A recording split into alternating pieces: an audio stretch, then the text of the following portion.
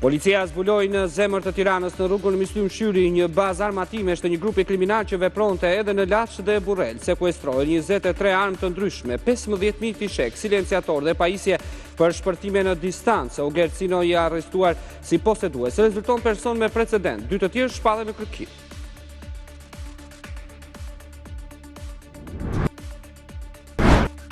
Kryetari i Kontrollit të Lartë të Shtetit Arben Sheu po raporton në veprimtarinë e kryer gjatë vitit 2024 në Komisionin për Nismat Qytetare dhe Komisionin e Ekonomisë. Kreu i KLSH ka listuar disa shkelje gjatë 159 auditimeve në të gjitha hallkat e qeverisjes, pas të cilave janë bërë 13 kallëzime penale. Shkeljet janë konstatuar kryesisht në administrimin e fondeve publike, kontrata me palë të treta në shëndetësi, koncesione apo largime të padrejta të punonjësve.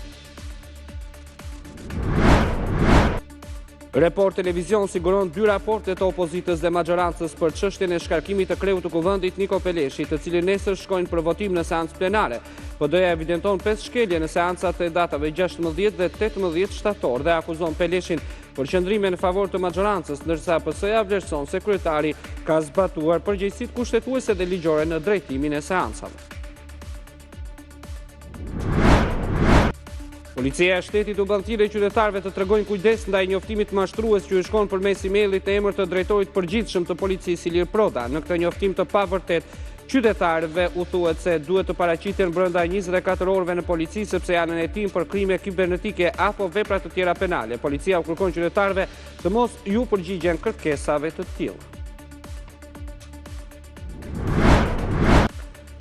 Pas 2 vite shetime merren të pandehur 2 mjekët, Ibrime Mata dhe Enriketa Kroj, për neglizhencë mjekësore të një gruaje 7 zënë me pasojë humbjen e foshnjës. Sipas prokurorisë Tiranës, hetimet e nisura në vitin 2023 kanë nxjerrë se nëna e re ka humbur foshnjën pasi 2 mjekët kishin neglizhuar gjendjen e gruas e cila vuante nga preeklapsia.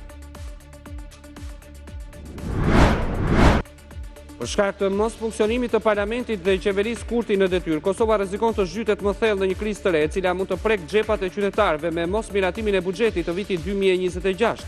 Presidenti Vjosa Osmani do të kërkojë partive politike në Kosovë të arrijë një kompromis, pasi vendi rrezikon të përfshihet edhe në një krizë ekonomike pas asaj politike.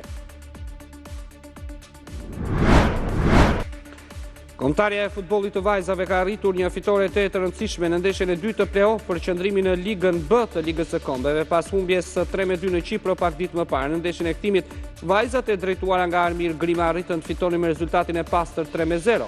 Trajneri Shkodran Grima, por dhe futbollistët thonë se dhanë maksimumin dhe janë të lumtura për këtë arritje të madhe.